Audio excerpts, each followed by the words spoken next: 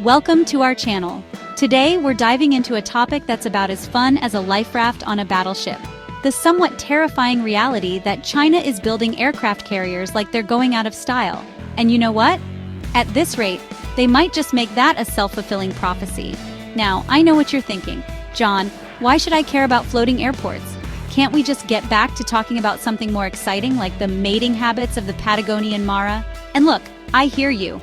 But the truth is, this is a big deal. China's outpacing the U.S. in carrier production, and that has some serious implications for the global balance of power. So buckle up, grab your nearest stress toy. I recommend a rubber chicken personally. And let's unpack this whole aircraft carrier situation. First, let's address the elephant-sized dragon in the room: China's economy.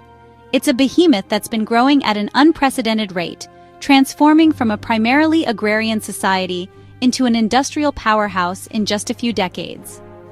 Over the past few decades, they've gone from making my first knockoff Tamagotchi to churning out warships at a pace that would make even Henry Ford blush. The scale and speed of their industrialization are nothing short of remarkable. We're talking about a country that's poured billions, if not trillions, into its shipbuilding industry. This isn't just about building ships, it's about creating a maritime force that can project power across the globe. They've got shipyards the size of small cities, filled with enough cranes and welding torches to make a Bond villain jealous. These facilities are marvels of modern engineering, designed to maximize efficiency and output. And it's not just about quantity, although, let's be honest, the quantity is pretty damn impressive. The sheer number of ships being produced is staggering, but there's more to the story. They're also making strides in quality, incorporating advanced technologies into their carriers at a rate that's frankly alarming. From state-of-the-art radar systems to electromagnetic catapults, these ships are on the cutting edge of naval technology. Think about it. A decade ago, China's first carrier was a refurbished Soviet-era rust bucket. It was a symbol of their nascent naval ambitions, a stepping stone to greater things. Now, they're launching state-of-the-art vessels with electromagnetic catapults and advanced radar systems. These are not just ships. They are floating fortresses, bristling with the latest in military technology. It's like watching your neighbor go from struggling to assemble IKEA furniture to single-handedly building a skyscraper in their backyard. The transformation is both impressive and a little unsettling. You're impressed, sure, but also slightly terrified of what they might do next. The rapid pace of their advancements leaves the rest of the world playing catch-up. This rapid industrial growth has given China a significant edge in the carrier game. Their ability to produce these vessels quickly and efficiently is a game-changer in naval warfare. They can build them faster, cheaper, and increasingly better than anyone else. This combination of speed, cost efficiency, and quality is a potent mix that has the potential to shift the balance of naval power. And that, my friends, is where things start to get a little hairy. The implications of this shift are profound, affecting not just military strategy but global geopolitics. Because when you combine that kind of industrial might with China's, let's say, assertive foreign policy, you've got a recipe for some potentially choppy geopolitical waters. The world is watching closely and the stakes have never been higher. Now, you might be asking yourself, why are aircraft carriers such a big deal anyway? What makes them so special in the grand scheme of military assets? And it's a fair question. After all, they're basically just big, floating targets, right? Massive ships that seem like they could be easily spotted and attacked. Well, yes and no. It's true that carriers are vulnerable to attack, especially in an age of hypersonic missiles and sophisticated cyber warfare. The threats they face are real and evolving, but they also offer something that no other weapon system can match: unmatched power projection. They are not just about defense, they are about asserting dominance and influence. Imagine you're playing a game of Risk, but instead of little plastic armies, you have a giant mobile airbase that you can park off the coast of any country you want. This airbase can move, adapt, and respond to threats or opportunities anywhere in the world. That's essentially what an aircraft carrier is. It's a versatile and formidable tool in any Navy's arsenal. It's a floating fortress that can launch fighter jets, bombers, and surveillance aircraft, giving you the ability to strike targets far inland and control the skies over a vast area. This capability extends the reach of a nation's military power significantly. And in a world where control of the seas is becoming increasingly important, that's a pretty big deal.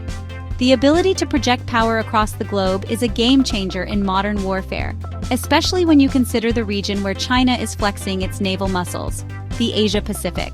This area is a hotbed of strategic interest and competition. This is an area with some of the world's busiest shipping lanes, valuable natural resources.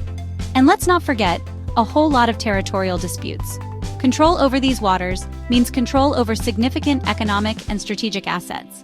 And China, with its growing fleet of carriers, is making it very clear that they intend to be the dominant military power in the region. Their ambitions are not hidden, they're on full display. They're not being subtle about it either. Their actions are deliberate and strategic. They're conducting naval exercises, building artificial islands in disputed waters, and generally throwing their weight around in a way that's making everyone a little nervous. The implications of these moves are significant and far-reaching.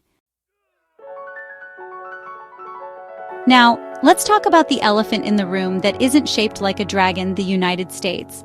The U.S. has long been a dominant force on the global stage, particularly when it comes to naval power. But in recent years, their focus has been somewhat divided, because while China has been laser-focused on building carriers, the U.S. has been, well, a little more distracted. The U.S. military has been heavily involved in prolonged conflicts in the Middle East, such as Iraq and Afghanistan, which have consumed a significant portion of their resources and attention. It's not that the U.S. doesn't recognize the importance of naval power. They have a storied history of naval dominance, and their fleet remains formidable. They still have the largest and most powerful navy in the world, with 11 aircraft carriers in service. These carriers are the backbone of U.S. naval strength, projecting power across the globe. But their priorities have shifted in recent decades. The focus has been on counter-terrorism and ground operations, which has led to a different allocation of resources. After the Cold War, the U.S. found itself playing the role of global policeman, fighting wars in the Middle East and focusing on counter-terrorism operations. These missions, while crucial, have diverted attention from other strategic areas. And while those are all important issues, they've drawn resources away from other areas, including naval modernization. The U.S. Navy has faced challenges in updating its fleet and keeping pace with emerging threats. Meanwhile, China has been playing the long game. They have been meticulously planning and investing in their naval capabilities, aiming to challenge U.S. dominance on the high seas. They've watched the U.S. get bogged down in costly land wars, and they've learned from it. China has avoided similar entanglements, allowing them to focus on building a modern and powerful navy. They've focused on developing their own military capabilities, particularly in areas where the U.S. has traditionally held an advantage, like aircraft carriers. China's shipbuilding industry has been working at a breakneck pace to close the gap. This difference in priorities is reflected in their budgets. While the U.S. still spends more on defense overall, China's military spending has been growing at a much faster rate, indicating a strategic shift. While the U.S. still spends more on defense overall, China's military spending has been growing at a much faster rate.